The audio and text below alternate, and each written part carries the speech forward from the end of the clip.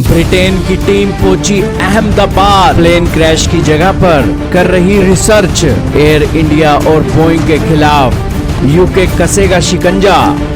जी हाँ दोस्तों, भारत के विमान हादसे के अंदर 50 से भी ज्यादा ब्रिटिश नागरिक मारे गए और इसी के बीच ब्रिटेन की एजेंसियां अब सक्रिय हैं और भारत के अंदर आकर रिसर्च का कार्य कर रही हैं। आपके सामने एक्सक्लूसिव तस्वीरें चल रही हैं जिसके अंदर ब्रिटेन के जो टीम है वो भारत की ANI के द्वारा एक इंटरव्यू की जा रही है जिसके अंदर उनसे सवाल पूछा जा रहा है कि आप इस क्रैश के ऊपर क्या कहेंगे।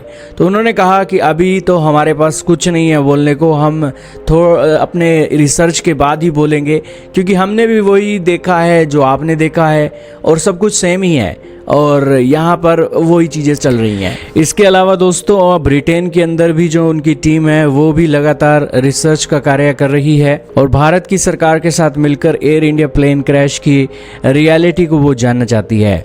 दोस्तों इसके अलावा इकोनॉमिक टाइम का आर्टिकल आपके सामने चल रहा है। यूके की लॉ फर्म तैयारी कर रही है कि एयर इंडिया प्लेन क्रैश के अंदर जो 241 लोग मारे गए और जिसके अंदर 53 ब्रिटेन के नागरिक थे, यूके की लॉ फर्म कीस्टोन लॉ उसने एक इंडिपेंडेंट इन्वेस्टिगेशन लॉन्च कर दी है जिसके चलते वो जो लायबिलिटी और लीगल असिस्टेंस है विक्टिम की फैमिली को दे सके।